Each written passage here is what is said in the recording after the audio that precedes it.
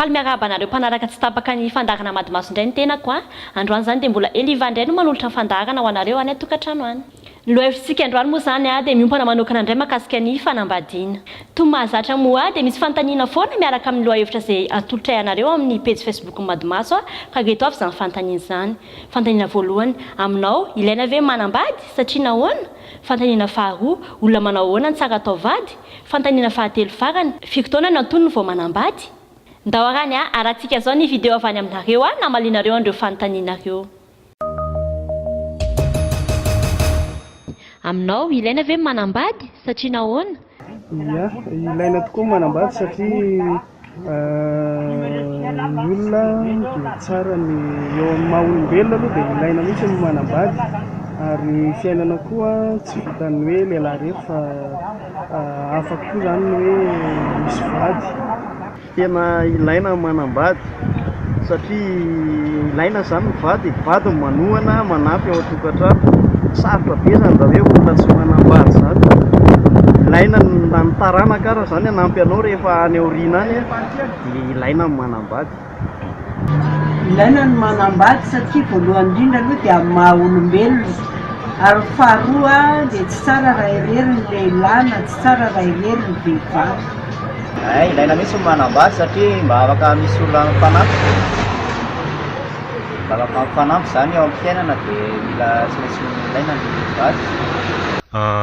Ilana angamba ny manambady a, raha ohatra hoe amina maha-olombelona fotsiny amin'ny mazavaboary atsika hoe misy ny biby nataon'Andriamanitra dia misy ny olombelona nataon'Andriamanitra, samy mila vady daholo ireny. Fa hoe amin'ny maha-olombelona le izy a, ilana aloha le izy zany mba hoe hifanohana eo amin'ny fiainana satria tsika manana fiainana ny olombelona, dia ilana le izy a hiara-hiatrika amin'ny fiainana aminao. Tsara ny raha irery ny lehilahy ozy ny ao amin'ny baiboly, ny vehivavy koa tsara irery, fa ilana le hoe manambady a mba hifanohana eo amin'ny fiainana, dia tena ilana tokoa zany manambady. Amiko aloha tena ilaina ny manambady satria rehefa manambady ianao a dia miteraka, dia iny zanakao iny rehefa antitra ianao a, iny ny karakaranao. Tsisy fianakaviana vitanao zany mihitsy ny loha raha mbola eto ambonin'ny tany, fa na ny vadinao na ny zanakao no mahavitanao. Ia, ilaina ny manambady raha amiko manokana satria izarana fitiavana, ny fanampiana anaty tokantrano iray a, dia hafa ihany kokoa zany hoe misy vehivavy anaty tokantrano iray zany. Ilaina ny manambady satria mba tsy hahavery an'ilay anarana zany ohatra, na koa le hoe arakaraka vocation iny, raha vocation anao manambady dia manambady ianao zany. Ilaina le manambady, tena ilaina mihitsy le manambady a. Ny antony voalohany indrindrany a, satria tsika zany a mila taranaka tsika, dia zay ilaivantsika taranaka zay a mila manambady. Fa tsy hoe sanatria kory hoe zay olona rehetrarehetra hitanao iny amin'ny sisiny eny dia iny dia ho angalanao taranaka, tsy mety kosa angamba izay zavatra zay raha ho anahy manokana menao, fa tsy ho anahy rery zany tsy mety fa ho antsika rehetrarehetra, dia mila taranaka tsika. Dia ankoatrin'ilay hoe mila taranaka, mila olona anankiray ianao a hifanampy aminao eo amin'ny fiainana, satria ianao tsy mahavita tena. Mila olona anankiray ianao hanampy anao hifampizarany alahelo sy ny hafaliana sy hifampizarany andro atoko-piainanao ambo sisa. Dia iny le hoe vady, zay ny anton'ilay hoe fanambadiana. Eny misy ihany ny olona sasany tsy manambady a, mandra-pahafatiny, fa iny moa zany hoe safidiny iny dia anazy ny anazy. Ny fanambadiana dia fiantsoan'Andriamanitra, karaka ny fiantsoan'Andriamanitra dia ilaina ny manambady. Ilaina koa nefa ny tsy manambady, matoa manambady ny olona iray a dia ilainy hevitra le olona anankiray vadiny, fakana hevitra zany le vady a, hitiavina koa izy. Faharoa manaraka izany a, akana taranaka ny fanambadiana koa. Zay ny tena ilaina ny fanambadiana, fifankatiavana zany a no hita ao amin'ny filana ny fanambadiana. Zay. Olona manao ahoana ny tsara atao vady? Amiko zany a ny olona tokony hoe alaina vady a dia voalohany indrindra aloha olona vonona amin'izany fanambadiana izany, ary manam-pitiavana ka mahafantatra tsara ny amin'ny anambadiana. Ny olona tokony ho alaina vady zany dia toetra e. Io ihany manko ny tena olana io, olona mba hoe mitovitovy toetra aminao manana toetra tsara, tsy materialista, tsy ohatrizany mba tena hoe fitiavana le rary. Olona manam-panahy, tsotra, tsara toetra, mivavaka, matahotra an'Andriamanitra. Olona manam-panahy aloha dia eo amin'ny toetra indray ny olo moa amin'izao samy manana toetra fa eo amin'ny vady ilaina toetra, ny toetra ny tsara fa tsy dia mandanindany vola ireny ny toetrany, ilaina amin'ny tatam-bola tsara amin'ny tokantrano. Ny olona tsara atao vady ngamba amiko manokana olona mba efa matotra, dia olona manana antom-pivelomana fa tsy hoe olon'olom-poneny. Tsy haiko ny fomba filazan'ny olona azy mitaingitaingy tamboho ve sa inona, dia reny dia alaina vady. Amiko izany olona efa miasa olona miasa mahavelona vady aman-janaka tsara, izay ny tsara atao vady. Olona mba tsara fanahy, tsara toetra mo mazaka havam-bady, izay ngamba. Mila olona tianao izy dia tianao ihany koa, ary olona tsy materialista fa olona fidèle. Nefa izany nefa sarotra ny hitady an'izany fa mifampizaha toetra elaela izany izay vao ndroso amin'ilay tokantrano.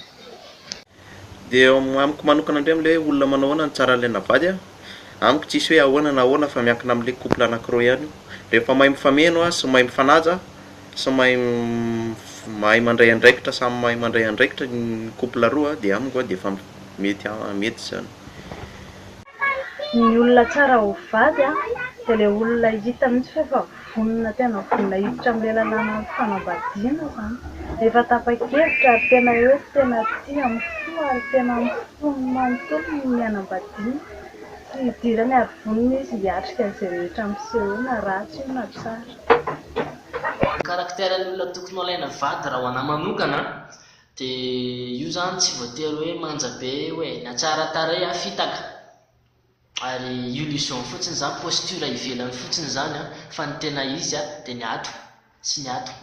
Dia arak'ilay izay teny amiko izay hoe mila olona zany hoe olona micomprendre, olona mahafantatra ny tena atao hoe tokantrano, olona manaja sy mahafantatra ny tena hoe lanjan'izany hoe vady zany, satria ny vady arak'ilay teny amiko teo hoe hiara-iaina aminao mandrakizay dia mila mifankafantatry nareo, mila mifampizara ary mahay an'izay mifampizara sy mifampihaino. Raha misy olana dia mifampicomprendre dia mitady solution foana eo amin'ny fiainana fa tsy mifammetsy ianao na tonga an'izao, ianao ohatran'izay, satria izay mamingeny antony be da be mahatonga an'ilay fanambadiana. Misy olana kely anankiray dia vao mahay créena problème be le izy fa tsy solution tadiavina, dia zay zany le ilaina amin'ilay hoe vady, critère an'ilay izy hoe mila olona comprendre dia olona misaina tsara va manao zavatra fa tsy olona maivamaivan-doho. Miala tsiny amin'ilay fomba fiteny fa zay mihitsy moa zany no tena tokony ho izy. Ny olona tokony vadiana dia ny olona sahaza ny teny na ny taona zany na ra-pinoana, eritreretina tsara ireo mba tsisy olana any aoriana any. Ohatra hoe ny taonan'ilay rahavehivavy eo amin'ny 5 taona eo, efa nasy izy amin'izany. Taonan'ny rahalehilahy ilaina mba hitombotombo amin'ny an'ilay vehivavy fa tsy ilay vehivavy ndraiky no be taona noho ilay lehilahy. Firy taona no antonony vao manambady? Ny vehivavy aloha raha amiko manokana tokony plus de 20 ans farafaratany zany mba any amin'ny 1 taona any vehivavy, dia lehilahy plus de 25 ans eo zany hoe efa matotra. Indrindra tokony hoe manana asa na ny lahy na ny vavy mba ahafahana miatrika tsara ny tokantrano zany. Ary indrindra olona efa vonona hiatrika na ny taranaka na ny hoaviny zany. Ny lehilahy aloha zany raha hoe efa hanasa tsara izy raha eo amin'ny 20 eo manambady atonony tsara. raha vehivavy izy eo amin'ny 5 eo 4 raha mafitra koa dia ao tonony tsara. Eo amin'ny raha vehivavy izy aloha dia fa 20 taona miakatra zany a tsara manambady satria eo dia efa mafitra tsara zany ny vehivavy eo. Ny lehilahy eo amin'ny fa 25 taona miakatra.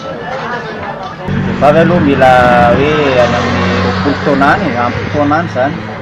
Ary vehivavy ny lehilahy indray eo manana anton'asa iveloman'ny vady aman-janaka zany, manana anton'asa mazava tsara zany. Amiko manokana aloha fa ny olona tsy mitovy. Raha amiko aloha ny vehivavy tokony eo amin'ny 25 eo vao hanambady satria eo efa sady matotra mety hoe efa manana antom-pivelomana koa. Ny lehilahy indray eo amin'ny 30 taona. Raha amiko manokana dia izay. Tsy voafetra ny taona hoe hanambadiana zany fa mila olona matotra zany efa matotra mahazaka an'izay zavatra rehetra mitranga ao an-tokantrano ary mila olona mahavaolana ihany koa. Fa zany koa tsy midika hoe zazakely be ianao dia andeha hanambady fa ny vehivavy zany minimum eo amin'ny 25 ans dia ny lehilahy eo amin'ny 30 ans. Ya eo amin'ny raha amiko manokana eo amin'ny 5 taona dia efa afaka amiko afaka manambady. Fa misy io koa miankina amin'ny tsirairay rehefa hain'ny zareo roa no mifampitondra sy mifankazatra toetra dia efa afaka manambady zany. Ny taona indray io zany tsy afaka matotra hoe firy taona satria misy ara ny olona 19 taona ohatra dia efa hita hoe matotra tsara mihitsy izy ao sehatra ho fanambadiana inona tsara.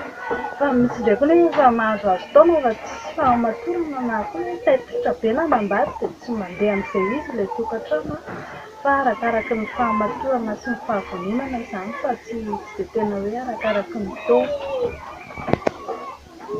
Hoe firy taona vao tokony hanambady raha ny ataony ve? Iny angamba safidy iny. Safidinao iny dia ato hoe miainga fa tsy resaka hoe vola.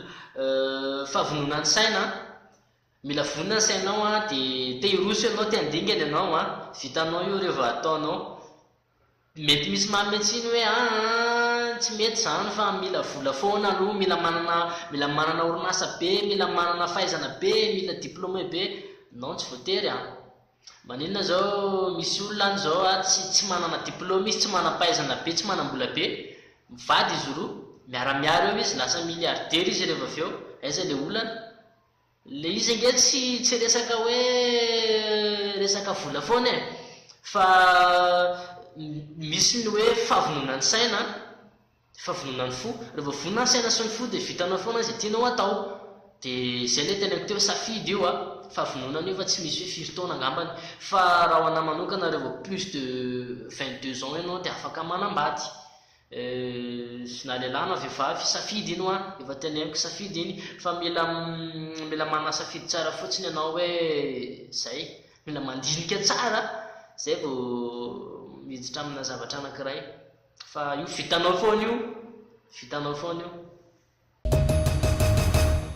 Araka ireny vidéo nalefanareo reny dia ilaina hoe nareo manambady satria nansoratra masina dia miteny hoe tsy mety raha irery ny lehilahy dia namoronana ny vehivavy.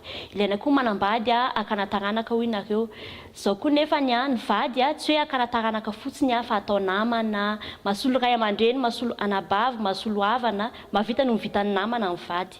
Mahakasika an'ilay hoe olona ohatrany ahoana ny tsara atao vady dia be dia be taminareo no niteny hoe toetra ny tena jerena, olona matahotra an'Andriamanitra, olona mivavaka, dia ny zava-dehibe koa nareo olona tena tiana sy tianao. Vitsy zany ny teny hoe resaka endrika sy bika fa toetra ny tena jerena rehefa hanambady. Fiko taona ny tokony hanambady. Nareo moa niteny hoe rehefa matotra sy mahazaka tena tsara dia afaka manambady fa nisy koa nanome taona hoe raha vehivavy dia manomboka amin'ny 20 taona dia raha lehilahy manomboka amin'ny 24 taona. Zay sendray arany masaka azy natolotra anareo androany ka mametraka veloma finaritra ho anareo any an-tokantrano any ny tenako. Azadino mitsidika ny page Facebook Madimaso fa efa mivoaka indray ny lohahevitra manaraka dia arao foana fandarantsika isaky ny latsinainy alarobia zoma ary sabotsy isan-kerinandro eto amin'ny Madimaso miteny ianao mitenitsika veloma.